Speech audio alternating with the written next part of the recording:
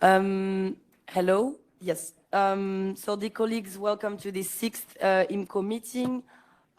Today is also a debrief on the trilogues that are still ongoing. One left tonight, so good luck to the rapporteurs and all the shadows. Almost there. I sent an email this morning with an updated version of the agenda, and I forgot the attachment. My bad. It's Monday morning. I need to refocus. But if you one small change, but if you read carefully, like the entire email, like I hope you do all the time, you saw that the small change is that the Commission will not intervene today. So today's session will take place as follows. So first, we'll hear from the rapporteur on the debrief of the trilogues. Then we'll have questions and comments by all the shadows. And then we'll open the floor again to all of you for questions, remarks directed to the rapporteur and on the trilogue and the topic. So move on to the adoption of the agenda and the votes on the minutes. According to the rule 163 on the rules of procedure, who is against the agenda? The updated version of the agenda, sorry. Okay, so the agenda is adopted. Also on the minutes, as always, you can see the minutes uploaded on our website. Who is against? Great, so also the minutes are adopted. So I guess we'll move on to our debrief from the rapporteur. Thank you.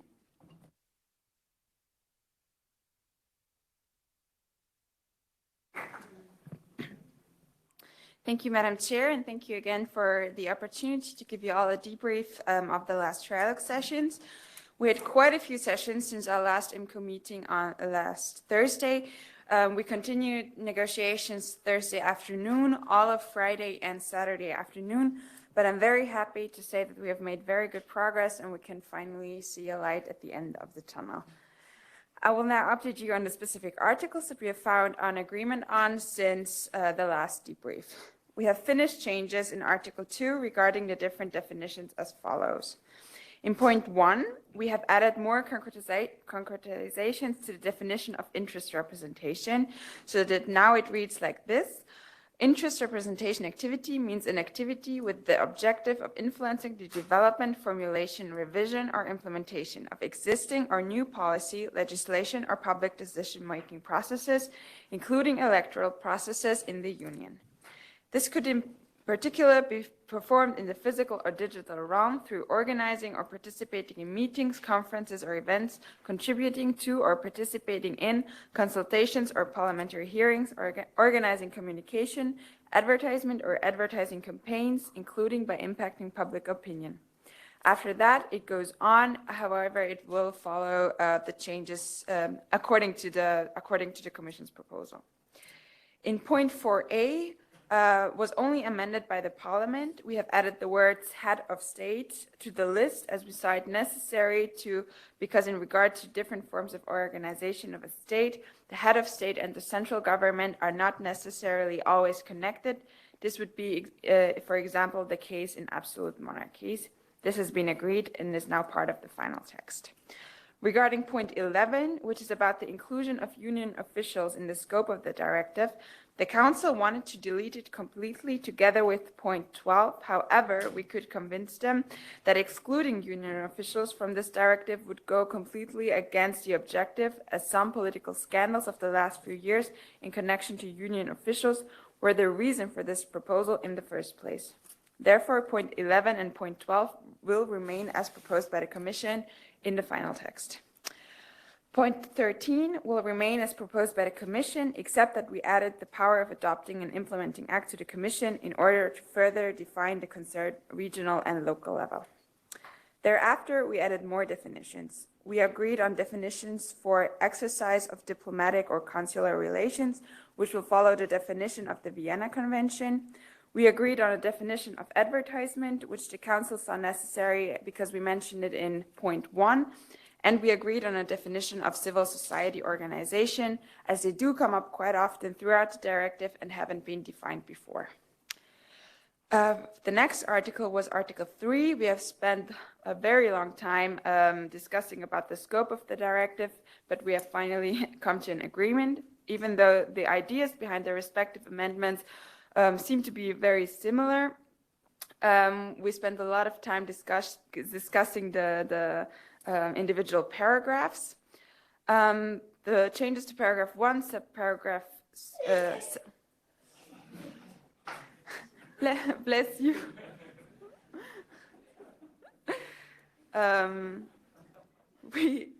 So paragraph 1, subparagraph C, now reads as follows: an interest representation activity carried out by an entity receiving core funding from a third country, where this funding may enable the third country government or authorities to influence the entity's decision to represent its interest, if the nature of such activity may pose national security risk under Article 4, paragraph 2, TEU, and EU Regulation 2019/452.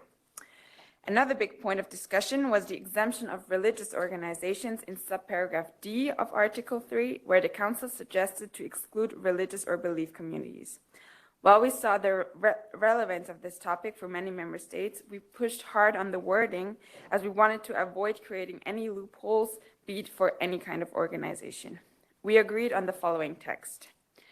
In member states with constitutional obligations or legal traditions allowing it, and in full respect of Article 17 TFEU, activities carried out on behalf of a third country entity referred to in Article 2.4, point A and point B, that are connected with the activities of religious or belief communities on a local and regional level.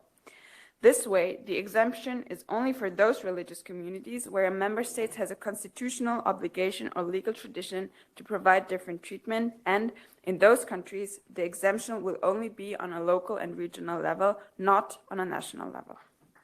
Lastly, a subparagraph E was added, exempting activities by entities operating under the Windsor framework and in relation to North-South Irish relations. Moving on, the Parliament and the Council have agreed on a text for Article 4 about the level of harmonization. As the mandates of both the Parliament and the Council were defending minimum harmonization, we have changed the Commission's proposal as following. Member states may maintain or introduce at any time more stringent provisions to ensure a higher level of transparency of interest representation activities falling within the scope of this directive without prejudice for the minimum level established in the present text, and provided that such provisions are consistent with the objectives laid down in this directive. Next, our changes to Article 7, paragraph 1D were accepted. Those amendments didn't change the content of the subparagraph, but provided further concretization. Further down in paragraphs 2 and 4, the deadlines have been changed to 3 years, respectively. Article 10 has been changed insofar that the registration now takes place in the country in which it conducts its principal economic activity. Further, we agreed that the scope of each national register must be clearly defined. These changes took amendments from both the Parliament and the Council into consideration. The changes to Article 12 have been very similar on both sides, which is why we could more or less merge them as they were. Those changes were about the data that would be publicly available and the way the data from the national registers would be presented, namely in an impartial and accurate manner. Related to this, we agreed in Article 14, paragraph 1, that the EIRN number that will be issued should only be used for the purpose of this directive, and on the introduction of a new additional Article 20 on the establishment of an EU-wide platform by the Commission. One of the big wins from our side were the agreement on our suggested amendments in Article 22 on the sanctions, where the Council did suggest increasing sanctions overall. However, it did not introduce a three-step scheme which would differentiate between the size of the entities. We could convince them and agreed on our changes, with the exception for sanctions for natural persons, which will be increased to 15,000 euros. And lastly, there have been changes to the transposition of the directive. We agreed on a transposition within 24 months and a two-phase approach to ease the administrative burden on member states.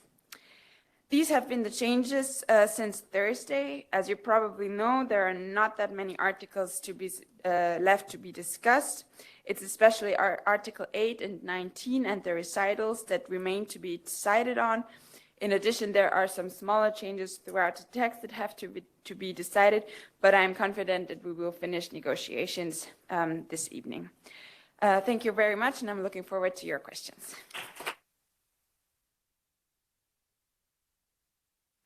Thank you to the rapporteur for her detailed debrief of the previous trilogues.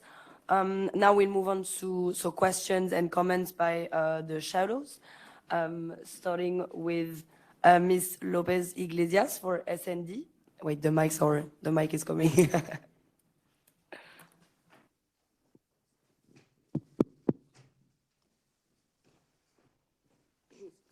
Thank you very much, Madam Chair.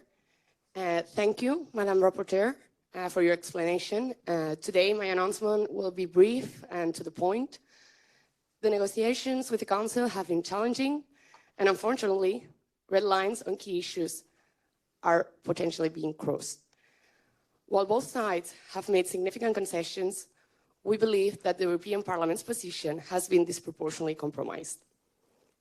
We created a proposal based on allowing member states to adopt stricter transparency rules while establishing a higher level of control over the use of national registers. But what we're seeing now risks undermining this balance.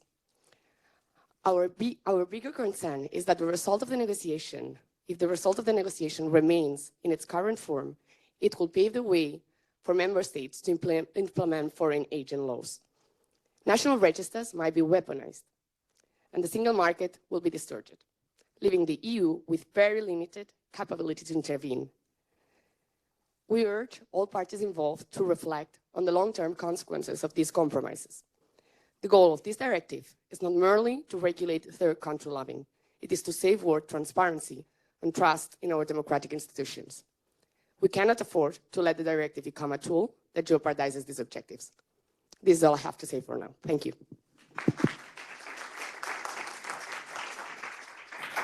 Thank you. Now for the Patriots for Europe, Mr. Mochard-Dumont. Thank you very much, dear Chair, dear colleagues, dear citizens of the peoples of Europe. We have seen in the last few days an impressive effort to improve this text. Several of our requests have been found in compromises between the groups in the Parliament and with the Council. The rapporteur earlier mentioned the addition of the heads of state in the scope of the directive, where absolute monarchs could have been previously exempted from it. So we really appreciate that first sign. Then we welcome the scrapping of the supervisory group, which retrograded back the Article 2 in just an advisory group. But we cannot stand by the remaining extensive power that the Commission could still have in this group, as they would be chairing it in the remaining current article. But nonetheless, we also talk about the religious exemption. Even if, frankly, the Christian Democrats of the EPP should have followed all along this exemption of ours in the amendments, while they voted against it in a few days ago only, we absolutely welcome this reversal of position from the EPP. This is another move of good faith, but we ask for a little more, a little push in addition. We ask the rapporteur to continue to fight for the peoples of Europe, for our nations to be bold, even as she faces significant illegitimate criticism from the far left and the left. We wanted to quote again our good friend, US President Donald J. Trump, who said in a very beautiful, light spirit, criticism is easier to take when you realize that the only people who aren't criticized are those who don't take risks. Thank you. Thank you. Now for ECR, Mr. Renaud de Souza. Thank you very much. Thank you, dear Chair. Thank you, dear Rapporteur and Shadow Rapporteur, for your work. I would like to start to say that the absence of the Commission this morning is both telling and regrettable. It reveals a reluctance to reflect on their actions and to face the legitimate questions of the democratically elected Assembly. Accountability and dialogue are cornerstones for our democracy, and their absence here undermines that principle. That being said, I want to highlight and commend the European Parliament position in the ongoing trialogues. The approach we have taken is balanced and responsible. The concessions that were being made by the rapporteur are not harmful to this assembly. Rather, they are sensible and practical, safeguarding our cultures and reducing unnecessary administrative burdens. As highlighted by my fellow shadow from the Patriot group, we made sensible concessions on both the religious exemptions as well as overall to lessen the administrative burden. We also watered down the idea of a supervisory group that is not democratically accountable and that is bringing the Commission to get competences in areas where it should not. These outcomes reflect the strength of our institution in defending the interests of our citizens while ensuring effective governance. So let us remain steadfast in our principles and continue to lead by example. Thank you. Thank you. For Renew, Ms. Wen. Merci, Madame la Présidente. Je voudrais commencer, une fois de plus, par remercier le rapporteur et mes collègues, rapporteurs fictifs, pour leur travail considérable et leur motivation au cours de ces longues négociations. Nous avons négocié sans relâche avec le Conseil et la Commission pendant de nombreuses heures au cours de la semaine dernière. Dans cet esprit, je voudrais rappeler à tous la nécessité du repos, tant pour la santé que pour une bonne prise de décision, et réaffirmer l'engagement de Renew en faveur du droit à la déconnexion. As you've already heard from the rapporteur, there is much to report back on since our last meeting, and I will start with the successes. There are several changes to the text that we, as your Parliament negotiating team, have been able to negotiate that we, as Renew, warmly welcome. After a great deal of tireless and passionate campaigning on our part, I'm pleased to confirm that the agreed wording of Article 2, Paragraph 1 now explicitly provides for the inclusion of digital interest representation. As a result, there can no longer be any ambiguity on this matter, and I was very proud to defend this aspect of our original proposal in the trilogue. The inclusion of electoral processes, advertisements, and advertising campaigns and impacting public opinion similarly strengthens the directive further, and I truly believe that Article 2, Paragraph 1 as a whole is a clause that we, as a Parliament's negotiating team, can all be proud of. We equally welcome that a central European database has now been agreed upon, and that it will take the form of a digital interoperable platform. This is something that Renew has been advocating for from the very beginning, with my colleague Carolina putting forward a similar amendment earlier in the process. While this was unfortunately not taken forward at the time, we as Renew are thrilled to see a similar idea reach a consensus. However, many concessions have had to be made in the course of the past few days that are both disappointing and should be considerable cause for concern. Firstly, there's the matter of speed. I think this Parliament is well aware of the dangers we face and the urgency with which this directive, if passed, will need to be implemented if we are to safeguard Europe and our democracy from the threats that we currently face. Threats that continue to grow daily.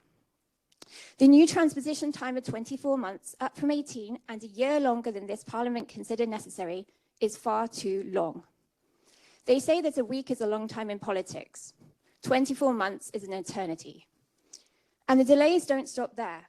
Once implemented, we are now saddled with a phased approach to implementation spanning the 2 years to follow. That's 4 years to put everything in place. In 4 years, we will almost be approaching the next round of elections. This simply isn't good enough. However, the worst is yet to come. Now I turn to Article 3, Paragraph 1c, a paragraph plagued by a distinct lack of clarity and certainty.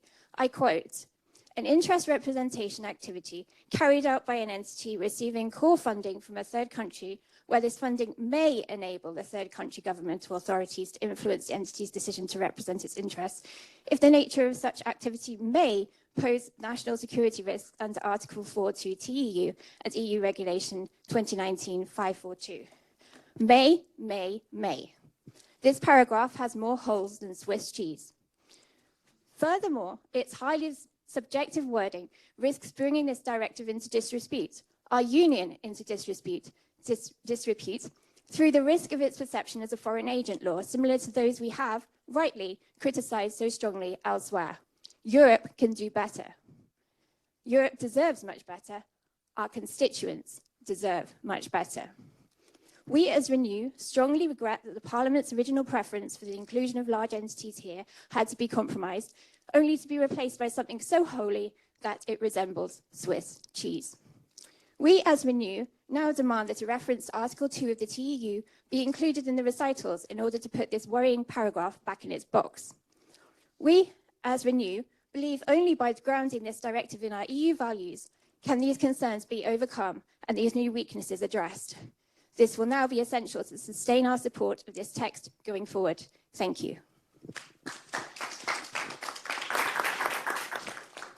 Thank you. Now for the Greens, I have Mr. Menet. Thank you, Madam Chair. I would first like to thank the rapporteur and my colleague shadows and MEPs for their hard work on such an important text.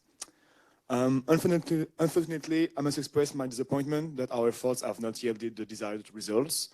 I'll go beyond my SND colleague. Not only red lines might, but have been crossed, and worst, new red lines we couldn't even think about have been progressively included in the text.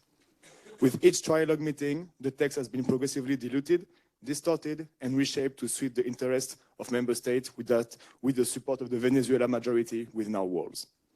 What began in an ambitious goal of full harmonization has been reduced to minimal requirements, with member states allowed to impose stricter rules. Now, they are permitted to fall below even those minimal requirements, exempt entities at will, and do so with literally no oversight. From requirements, the text is now exemption. The few safeguards we successfully included through compromise amendments have been stripped away, and even worse, replaced with provisions that enable member states to act unilaterally and without accountability. The situation has deteriorated to such an extent that we, as Greens, believe that adopting the current negotiated text would be more damaging than maintaining the statu quo. Therefore, we strongly encourage our colleagues who value fair and efficient transparent standards to vote against this proposal this Thursday. Thank you. Thank you. And for the left, Ms. Naka. I'd like to start, as always, by thanking the Secretariat, the Rapporteur, my fellow shadows, and colleagues in the Parliament. I must, however, express my deepest concern about how negotiations are progressing. The Saturday before last, in this very room, we confirmed the Parliament's position, which the majority of us voted in favour of. Although not perfect, we had a good text, which aimed to increase transparency in the Union and address the shortcomings. Let me be very clear. The current text does not do that. The right has hijacked the text by including unsubstantiated religious exclusions, marring the intended purpose of this directive, while the exclusion of large entities, as was proposed by this Parliament, has given more control to third country billionaires and multi-billion corporations that have been and will continue to influence decision-making. I have to echo the remarks made by my colleague from Renew. Indeed, may is the buzzword of this directive. The rapporteur said that the inclusion of union officials was a win. I spoke on this issue last week and have to underline again, this is not a win. This was a fundamental part of the text that should not have been a contentious issue. This is a representation of the negotiations thus far. Discussion on issues that should be clear-cut. All I can say now is that I hope my remarks and the remarks of the other shadows serve as food for thought for tonight's trilogue. Thank you. Thank you to all the shadows for your comments. I'll open now the floor to all of you for any questions to the rapporteur. So please, hands up in the air, like you did on Saturday, so that we know who wants to talk. Is the rapporteur ready? Yeah. Okay, so we start with SND. I have Mr. Meves, I think, yes. Thank you, also from my side, to everybody who's been working in the trilogues very hard. It is very telling from the speeches from the shadows who won in these trilogues, much more the patriots than the political center and the left.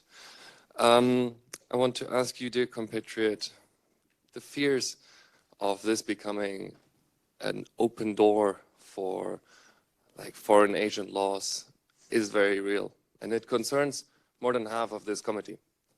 Now, in our country, with the fear of the far right there, today we didn't have a disruption of this committee yet, but we often see it. Do you want these people to have free rein to suppress and stigmatize civil society organizations in the future? The foreign agent law. I want to ask you with regards to Article 4, with a definition that allows member states to adopt ever more stringent provisions. Is that not a clear invitation for a foreign agent law? Thank you very much.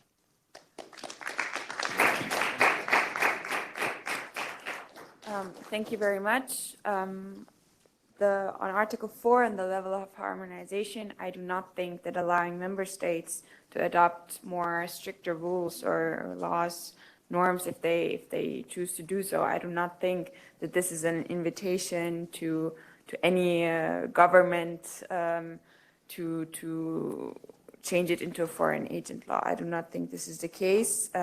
We agreed a minimum harmonization. As I remember, you voted in favor of it as well. That is the position of the parliament, and that is the one that we defended.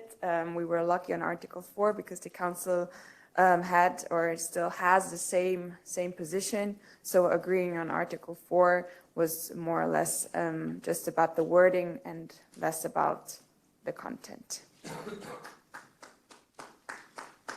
Thank you. For EPP, Ms. Lopez Iglesias. Rivas, sorry, my bad with the Spanish word, sorry. Thank you, Madam Chair. Thank you, Madam Rapporteur. I would like to start with a comment, since hearing the interventions of the rapporteurs from the left and the rumors that groups might be considering to drop their support for this directive after all the work that has been put on it, just because they didn't get their way on some amendments. Negotiating means compromising, and that is something that the rapporteur has done brilliantly, taking into account all input from all political groups. Isn't this directive a good starting point?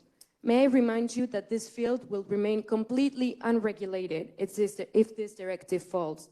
I would ask you to keep this in mind when casting your vote the next session. And to you, Madam Rapporteur, I ask you whether, in your view, there has been anything so substantial that, to your understanding, would justify these groups dropping their support and therefore letting the directive fall, or is this just a question of political ego? Are they ready to put this aside?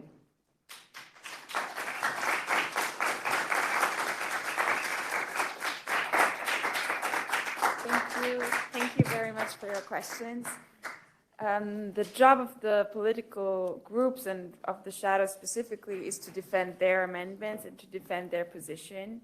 When we go into negotiation with the council, we face not only the differences among us, but also the position of the council, not only the presidency, but of every member state.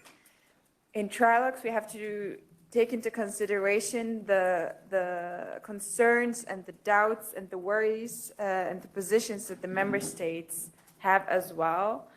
There have been a lot of concession made on both sides. That is how negotiations and that is how the trilogues work.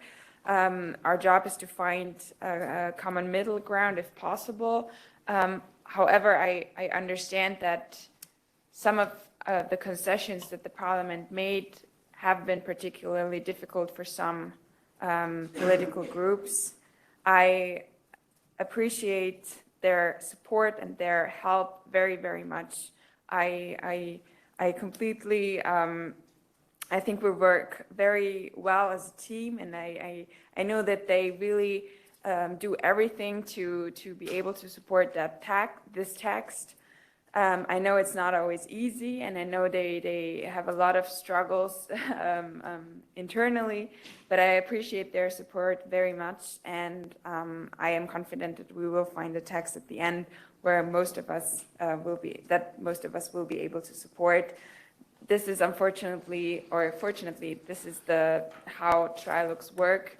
A text can not only be approved by the parliament, we have to find qualified majority in the council as well. and therefore we do have to take different points of view into considerations. The council has brought up a lot of arguments that we didn't think about because it's not our job. Our job is to take the position or to represent European citizens.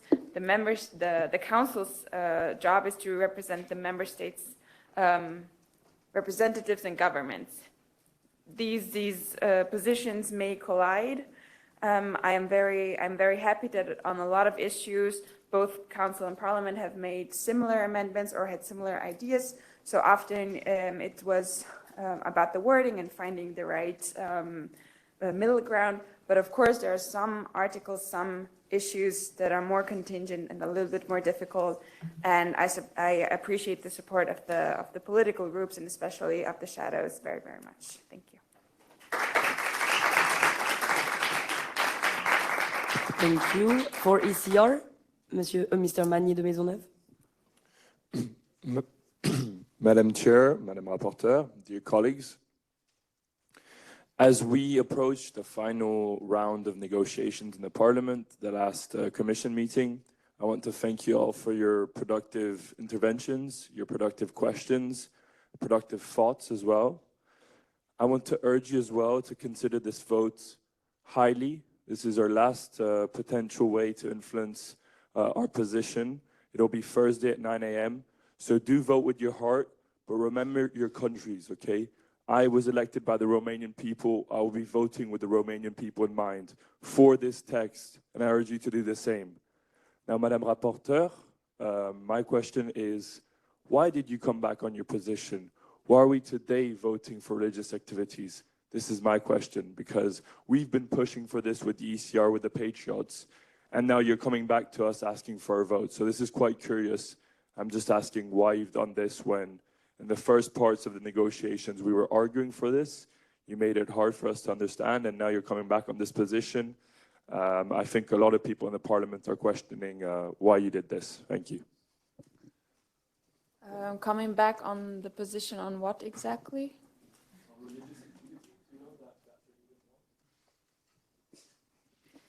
Thank you very much for your very long question.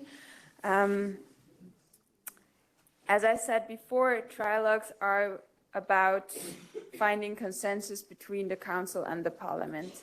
There have been concessions made on both sides, and the paragraph that you're referring to has been one concession made by the Parliament.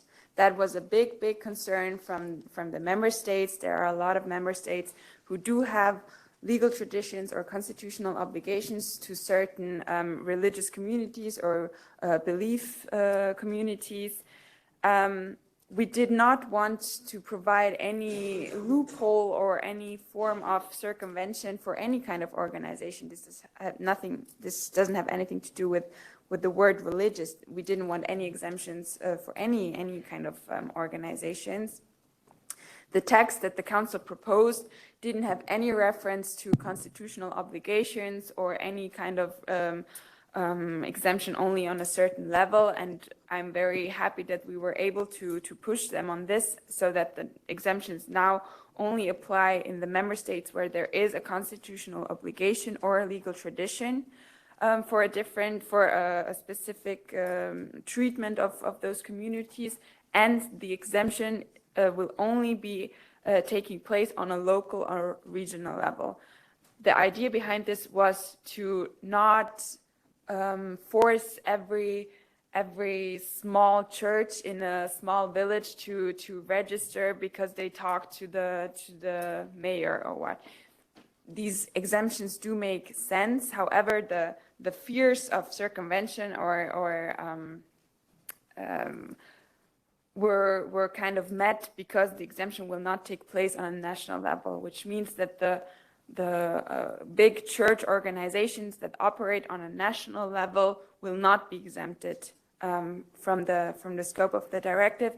It will only be taking place on a local and regional level, and only if there is a constitutional obligation or legal tradition. This was something that was very important to us, and I'm happy that we achieved a compromise. As I mentioned before, trilogues are about wins and losses on both sides. the council has made a lot of changes as well. This is, I'm afraid, how it works. But I'm not afraid. I'm glad this is how it works because it takes into consideration the positions of both institutions.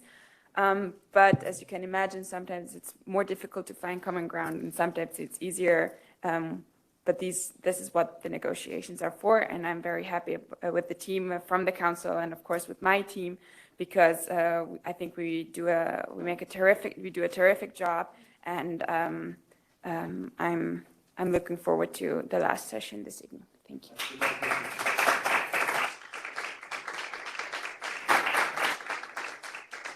Thank you. Please don't forget to mention your political group and country when you ask a question. So now I have for Renew, Ms. Bogatyuk.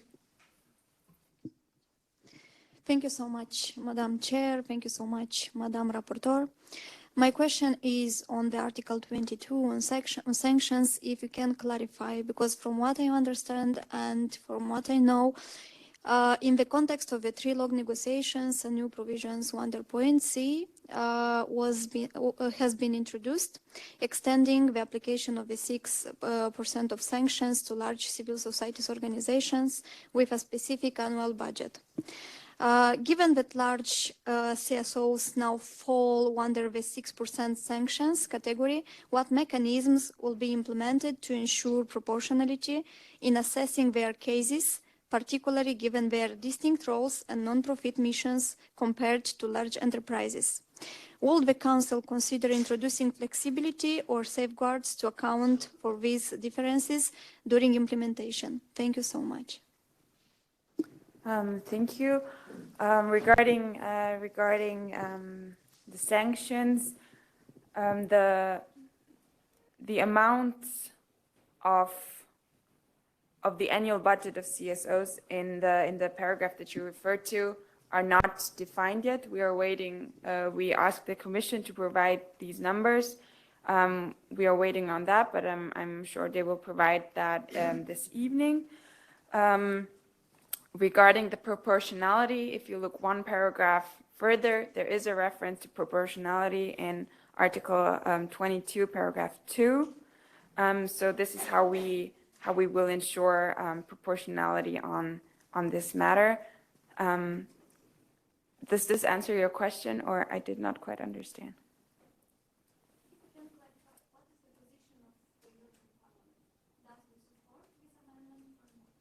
This is our amendment.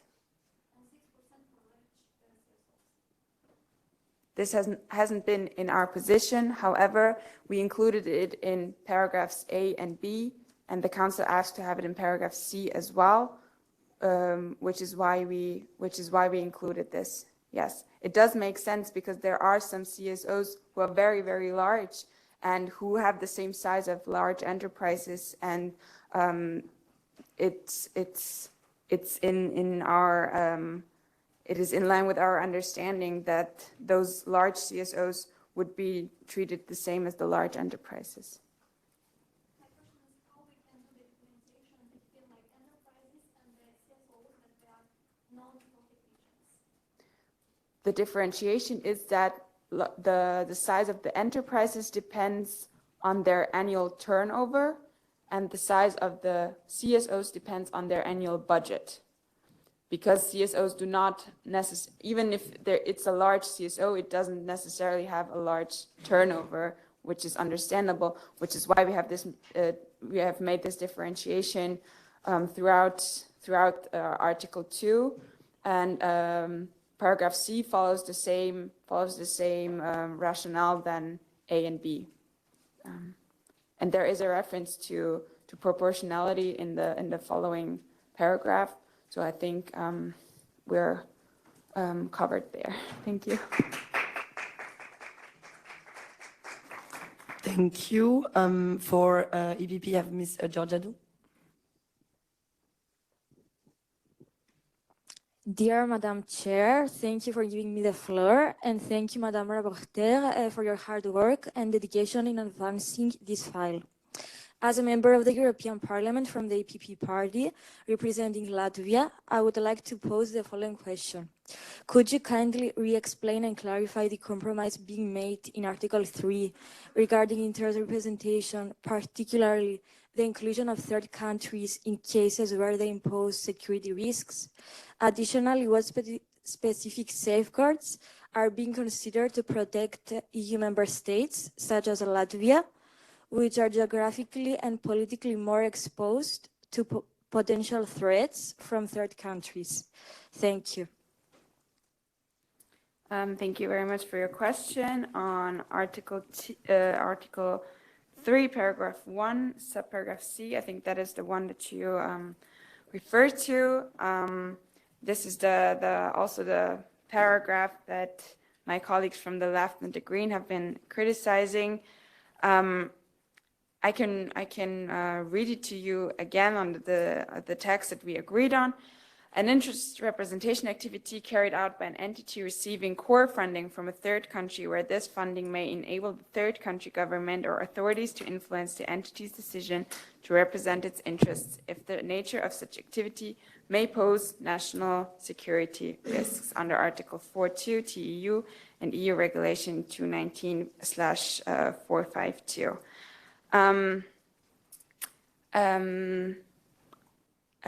Do you need further explanation, or what was exactly your question? My question was if there would be specific safeguards in order for member states such as Latvia, who are geographically and politically exposed to potential third country threats.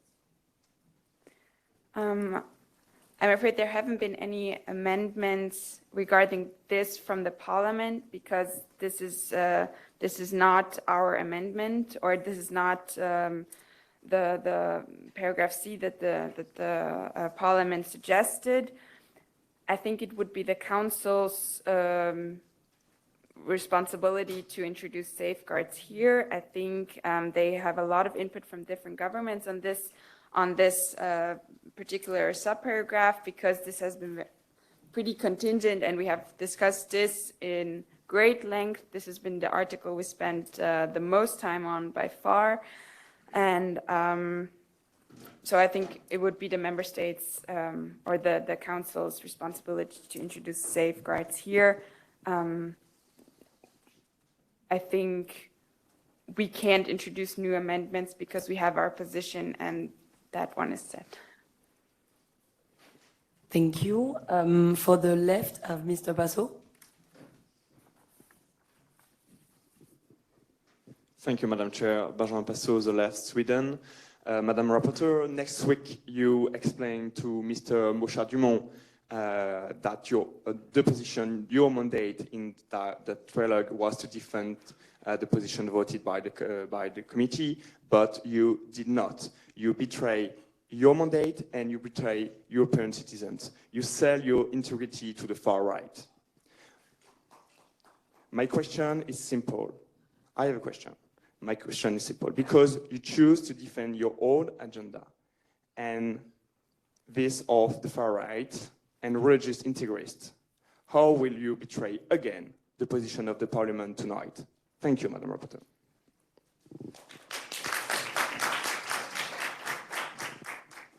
Stay tuned. No?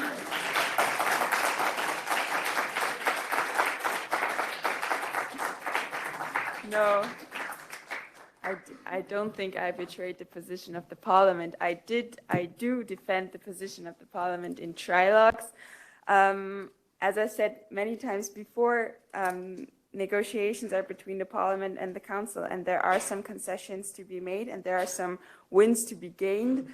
However, I think the articles or the paragraphs that you're referring to, I'm afraid this was a concession that had to be made in order to progress on the text. I know that you're not happy with it. I'm not cheery about it either, but this is our job, and that is my job that I will defend, or this is the mandate that I will defend in trilogues this evening as well.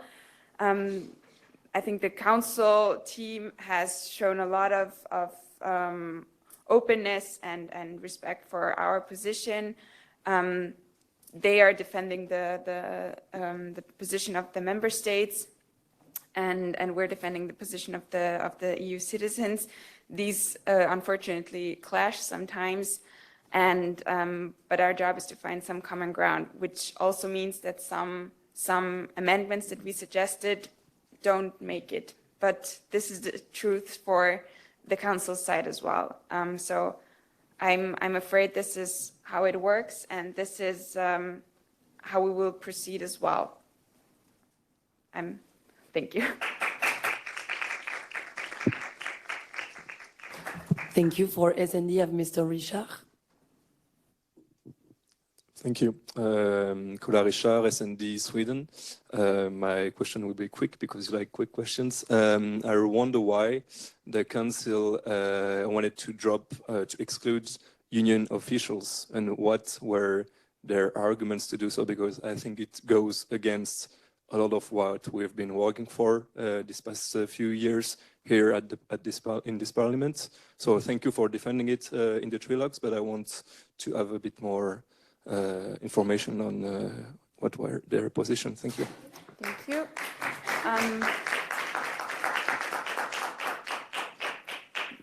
As you can imagine, there was one specific country that pushed on the exemption or the deleting the paragraph on union officials by arguing that that specific country would have a proportionate administrative and financial burden if it required union officials to register and to be in the scope of the directive. They made some suggestions that we could stick, because there is already a EU transparency register for EU officials. However, that one is not mandatory. They suggested to include that. However, this was not satisfactory to us, because if it's still not mandatory, why include them in the first place? This did not make sense. They suggested to create a whole new register in addition. This made no sense in our view either. So we could convince them to leave them in that specific country. We met with them. I think every country that hosts EU institutions, agencies, they do receive financial administrative support from the EU, so we didn't see it necessary to add any further support or further amendments to this. Including the union officials is one of the main reasons why this proposal came to be in the first place, and including them would go completely against the objectives and the basic reasons of this directive, which is why we fought very hard to keep it in. And I'm very happy that this was one of the wins that the Parliament had. And so the text will remain as proposed in the proposal by the Commission. Thank you. Thank you. For Renew, I think Mr. Karakoyun. In my honest opinion, the phrasing may pose national security risks in Article 3, Paragraph 1c is ambiguous and leaves a lot of room for national governments to interpret the directive in the ways they want. In that case, how do we ensure that we protect the EU interest as a whole? How do we avoid loopholes? This directive is most definitely drifting further away from its purpose. Thank you. Thank you very much. I understand your concern. I think it lies in the nature of a directive to be up to the member states and how to interpret it. This is why we chose, or this is why the Commission proposed a directive and not a regulation. And this is also why we pushed even further for minimum harmonization. I understand that you're not completely satisfied with this wording. However, this is a text that we agreed on. This has been a big fight with the council, and I think we have found a good common ground here. I think it is in the member states' own interest as well to not create any loophole or any form of circumvention, and I am confident that they will not do so. This text, as we have it now, allows for the necessary amount of flexibility, and this is the text that we agreed on. Thank you.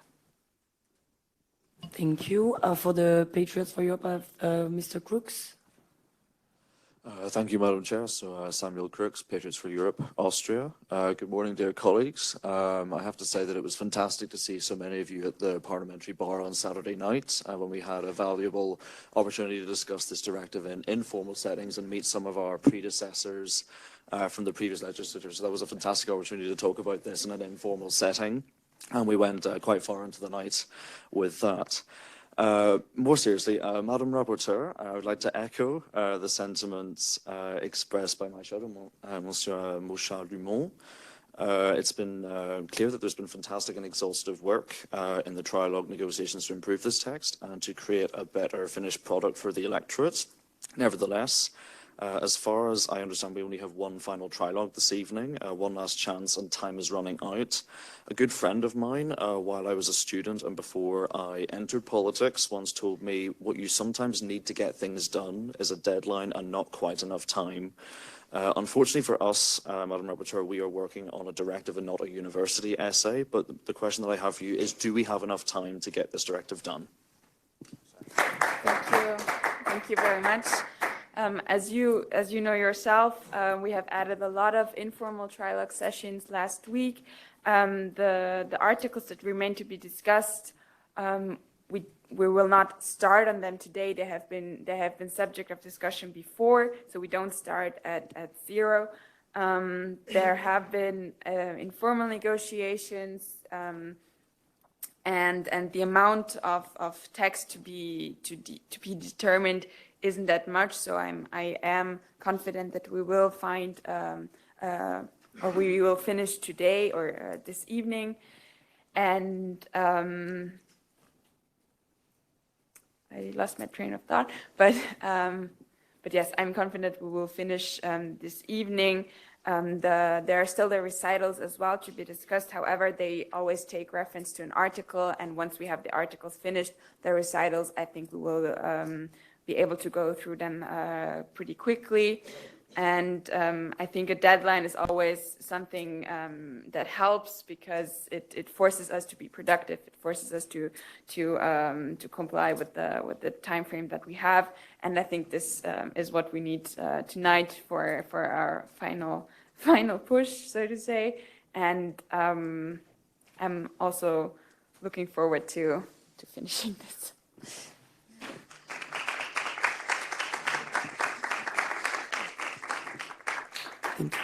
I think for ACN, Ms. Martinian.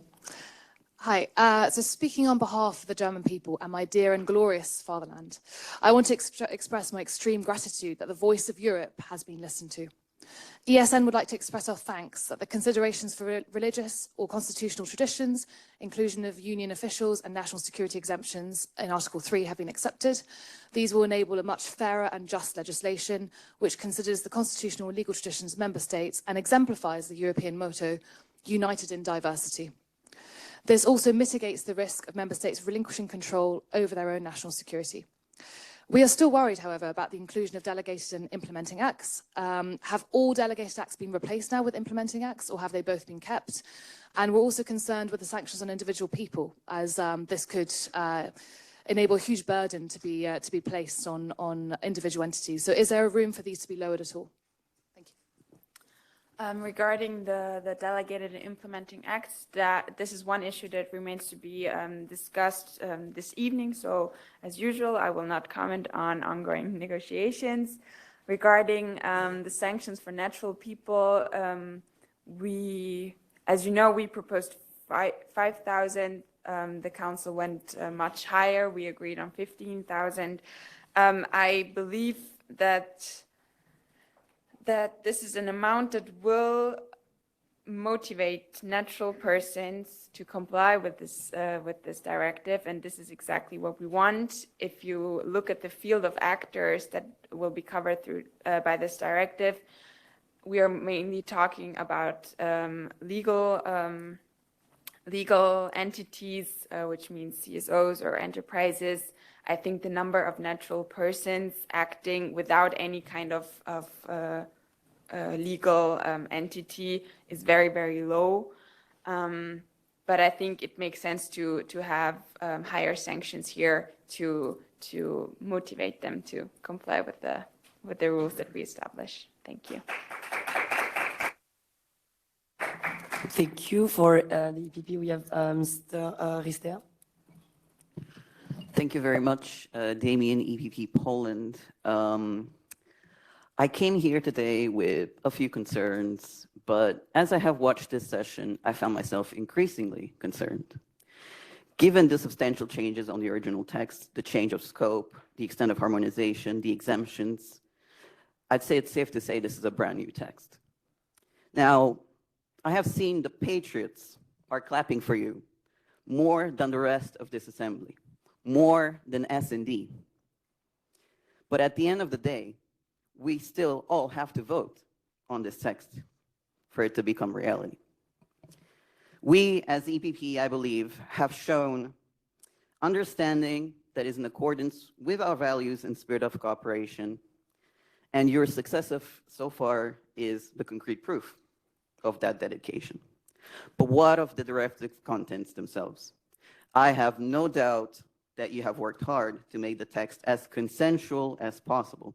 Yet can you say that the text still reflects our values and objectives? Or have we been erased under this pretense of consent?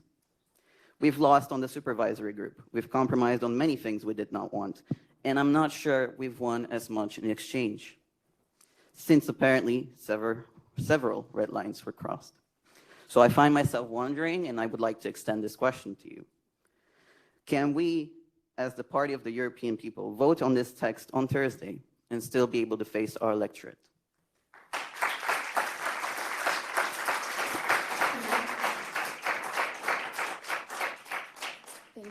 Thank you very much for your question.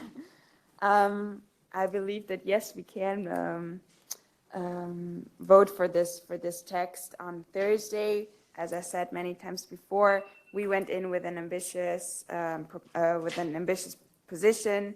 We knew that we had to make some concessions and that the text is going to change. And you're very right. This is a brand new text, and that is because the Council and the Parliament haven't negotiated before. So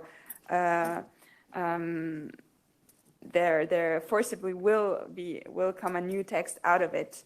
I think the EPP, I think the Parliament has shown a lot of flexibility, and we did not compromise on our values or on our core positions. That said, I think the text will be ambitious, will be right for the purpose of the directive, will be right and in accordance with the objectives that the Commission had and that we share. And I think we will be more than able to vote in favor of it on Thursday.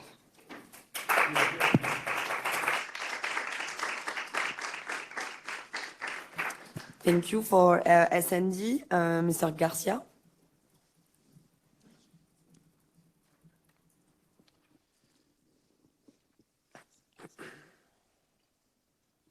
Sorry, 1 second. Thank you, Madam Rapporteur.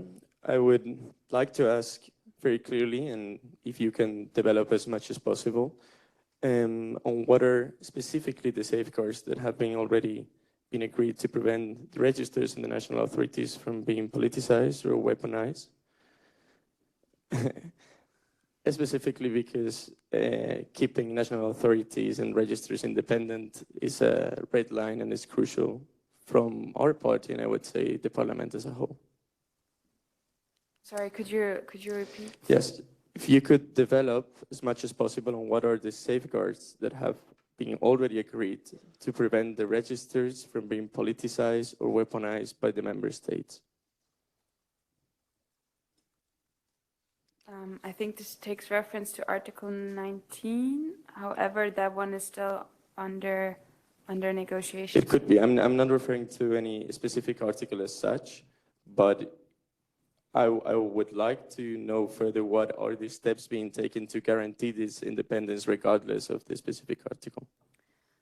So the national registers, we have included amendments that ensure their independence. That ensure that the information that they provide is provided in an objective and impartial and accurate manner. These are the safeguards that we implemented. However, I don't have the final text in front of me, so I'm afraid I won't be able to go into further detail on your question, I'm afraid. Thank you. We have another Garcia vote from the Greens. Thank you very much, Madam Chair. Leopoldo Garcia for the Greens Friends. And I would like to begin by pointing out the significant mistakes that have occurred in this committee. First, by the groups lamenting the lack of full harmonization despite themselves having voted against it in the initial stages. And second, by us, the parties on the left, for mistakenly believing that the EPP was closer to the political center than to the far right. Thank you. Now moving on to my question for the rapporteur. As you mentioned, the wording regarding religious exemption limits them to countries with constitutional provisions or legal traditions. So my first question is, how many countries actually include such constitutional provisions? But this is a question that I can answer myself, and there are not many, since the cornerstone of liberal constitutions is the exclusion of religious privileges. So that brings us to the second part of the exemption, which is legal traditions. And so my question is, could you clarify exactly what is meant by legal traditions in this context? And don't you think that this phrasing risks creating a loophole that allows arbitrary exceptions for institutions like the Catholic Church, further cementing its privileged status in many countries in the European Union? Thank you very much. Thank you. Thank you very much for your question, and thank you for answering the first one yourself.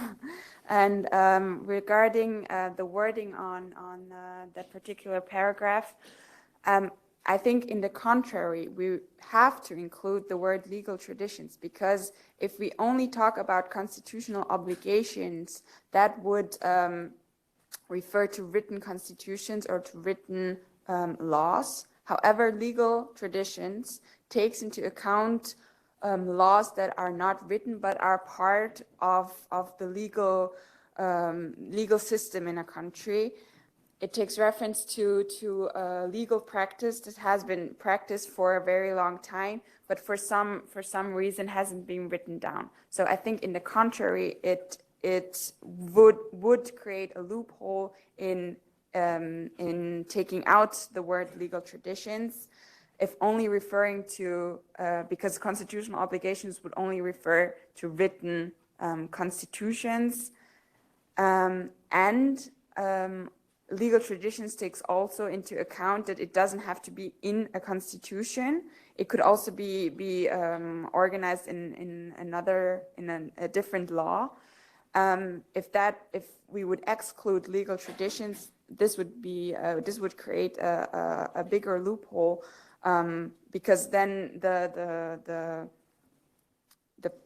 playing ground would be very small. Because I don't have an exact number in front of me. However, I think the number of countries that have reference to religious or belief communities is lower, but the number of countries that have them in their legal traditions is higher, which is why I think it's very important to have the wording, both constitutional obligations and legal traditions in the text. I hope this answers your question. Thank you.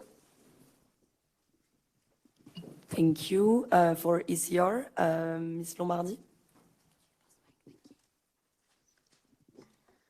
Thank you, Madam Chair. Good morning, colleagues. I'm Giorgia Lombardi from Poland, ECR. Sorry.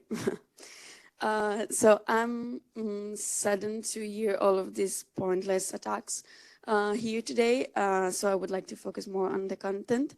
I would like to ask a question to the rapporteur, and before compliment her for the really good job so far in the negotiations. So about the recital 70 is a new recital, basically the last one in the position of the EP.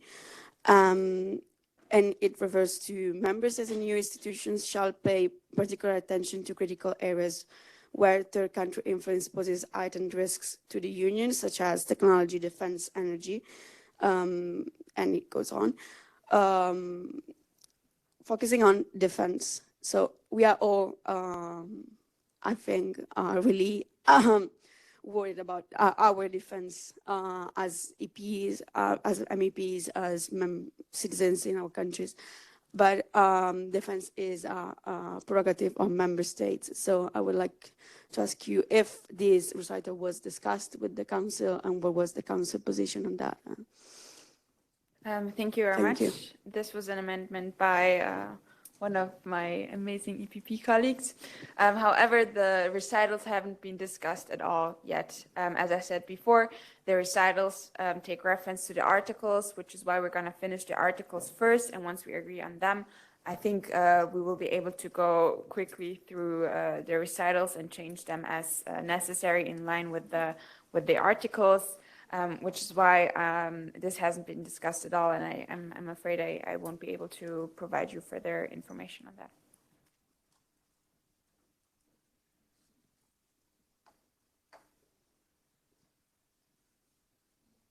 Thank you. For EPP, I have Ms. Fernandez-Villegas.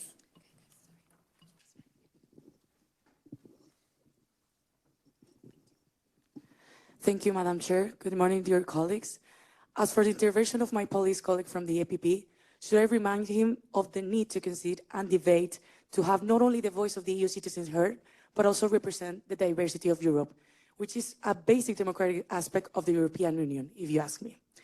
Another reminder will be that he's part of the EPP, even he seems to have a soft spot in his heart for groups like the Left, SD, or the Greens. Now, focusing on a constructive question to Madame Rapporteur, as a Hungarian member of the European Parliament representing the EPP, I am particularly mindful of the balance between ensuring transparency and respecting the unique cultural, religious, and local dynamics of our member states. I'm going to address once again the elephant in the room, the religious exemptions. Has consideration been given to ensuring these organizations, specifically the local ones, that are not essentially subjected to registration or compliance obligations that could disrupt their essential community focus on missions on outreach? Thank you. I'm not sure if I understood your question correctly. However, I think what you mentioned, those were the exact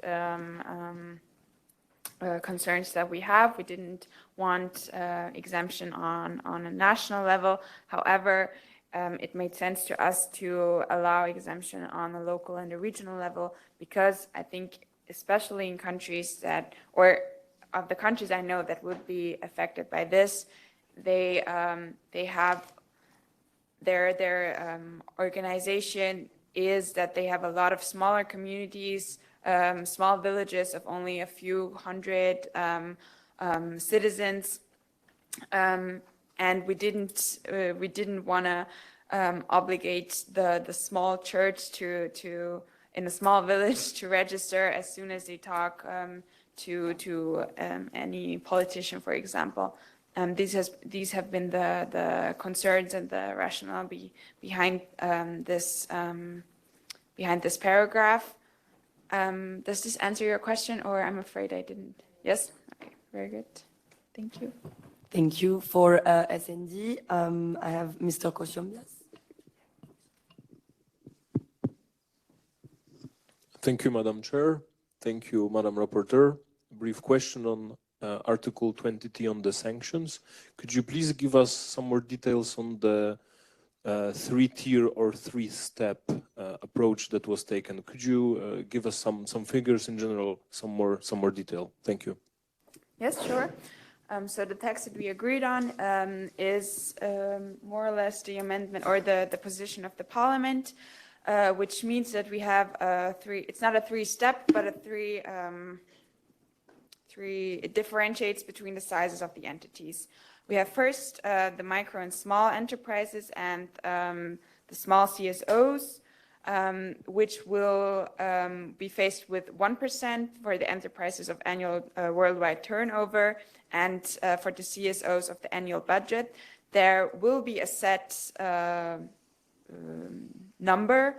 However, as I mentioned before, this will be provided by the Commission this evening. For paragraph B, this is the same, however, with 3% for medium-sized enterprises and CSOs not exceeding a specific amount of annual budget. And for paragraph C, it will be 6% for large enterprises and for CSOs exceeding a specific amount of annual budget. And paragraph D is about the natural persons, which, as I mentioned, will be 15,000. I hope this clarifies. Thank you. Thank you. For ECN, Ms. Hen.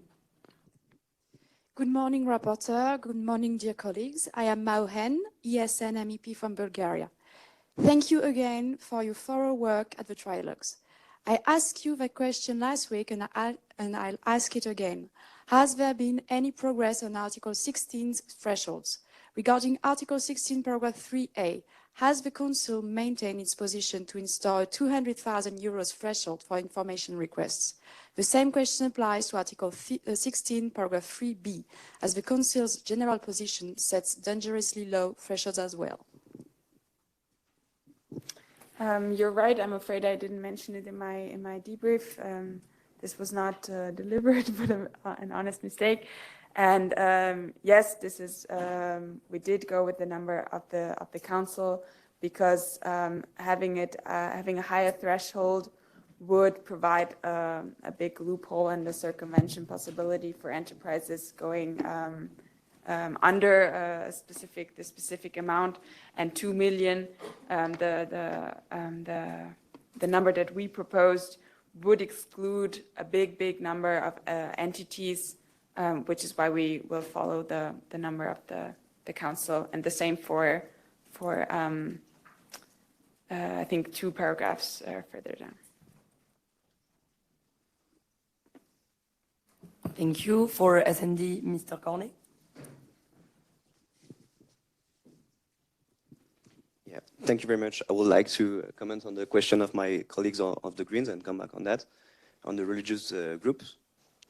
Are you concerned about, I see that ECR and Patriots are very happy today to have included constitutional tradition in the text, but in 2 weeks they're gonna tweet on their call sky that the ECG have too much power to review religious belief.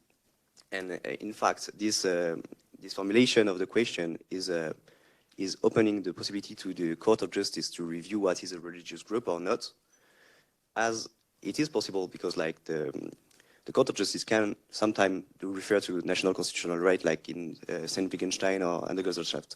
However, it's the first time that it will be that materialistic way of reviewing.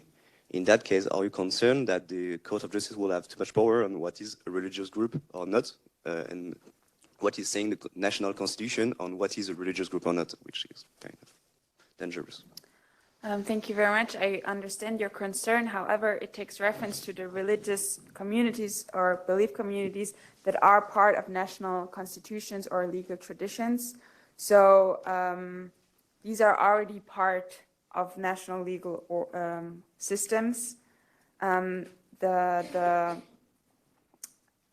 don't think that the question of what a religious community will come up, because these have already been defined. These are already part of the national constitutions. And yes, so I think through connecting it with the constitutional obligations, we made sure not to create too big of a loophole. I'm not sure if I understood your question correctly.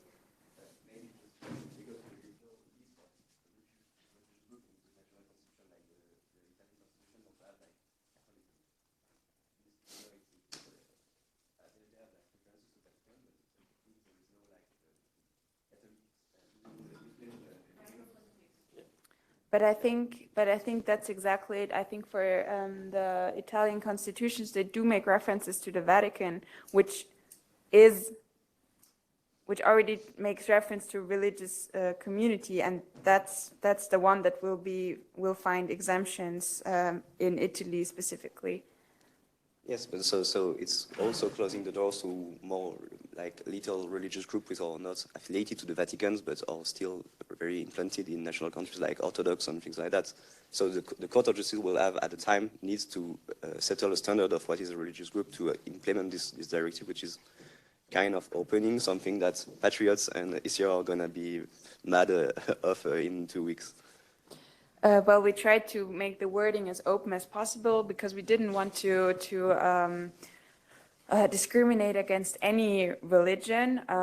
It's true that that with the situation that we have right now in most countries, it will affect religious communities of Christian faith. However, this wording will allow if other countries will join in the future to have exemptions for other religions. This was one of the main concerns, and I believe that we have made sure that this doesn't discriminate against any religion. Yes, I think that's it. Thank you. For the Patriots for Europe, we have Mr. Romero. Thank you, Madam Chair. Thank you, Madam Rapporteur, for your debrief. The last committee, you made a pretty strong statement about the Commission's position or non-position. Do you think that your appeal has been taken up? And since you mentioned during your speech the qualified majority to be reached, rumor has it that the Commission could ask for a unanimity vote at the Council. Since the Commission apparently doesn't like to be among us, how do you envisage this possibility, and what would be the effect on the work we all carried out, and you carried out especially? Thank you. Thank you very much. As you know, I don't comment on rumors. However, there was a press conference taking place, I think last Thursday, that the Commission organized, where they told the audience that they might trigger Article 293 if the Council wouldn't change its position. To me, this is an empty threat because they could have triggered it, or they could have announced to trigger it right then and there. They chose to leave their options open. I think they will trigger 293. I think the possibilities are very high for that because, as you know, the Commission is not happy with the direction that the negotiations have been going. I cannot influence the Commission's decision to trigger any article or to withdraw the proposal altogether. I think that would be detrimental. To withdraw the proposal or to trigger 293 would go completely against the efforts that we have been making for many weeks now. I encouraged them not to trigger 293. However, that is completely up to them, and I will not interfere with their businesses if they decide to trigger 293. That is for us to accept and to see how we can reach the unanimity in the Council. That we will have to work with that once we reach that. Thank you. For SND, Ms. Kobe. Thank you, Madame Rapporteur, Finland, SND.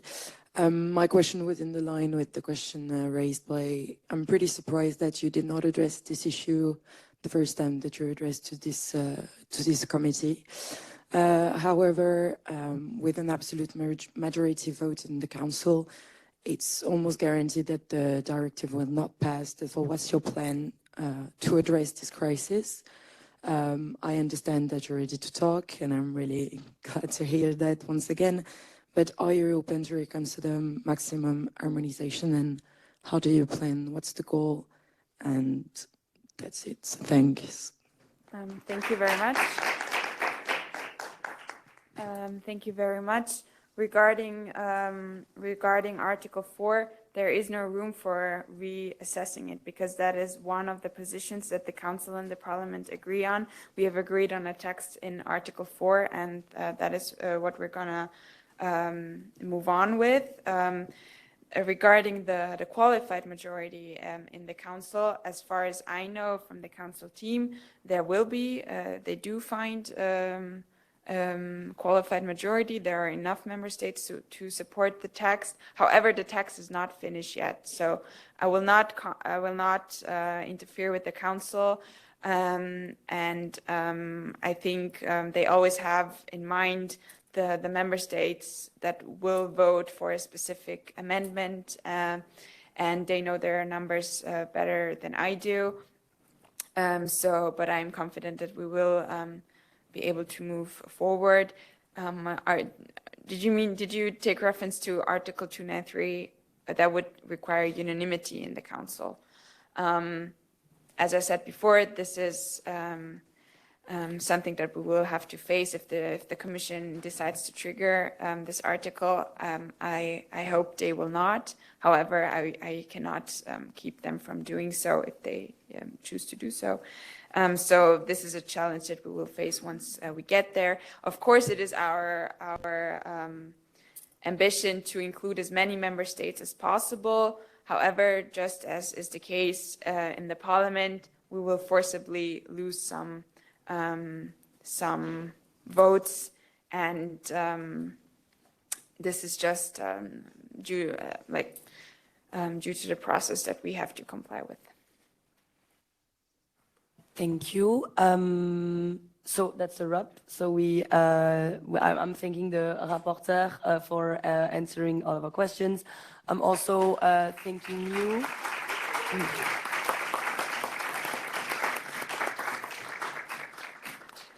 I'm also thanking all of the members of this committee for asking all the interesting questions.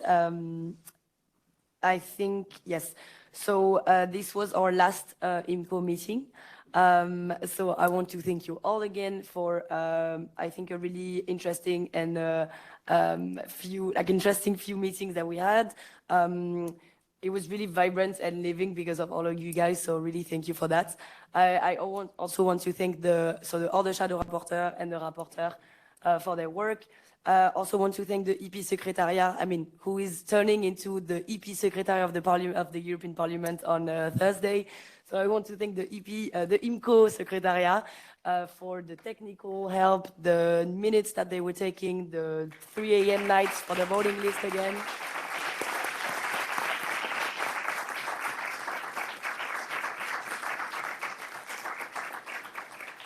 So thank you for them. We'll meet on Thursday.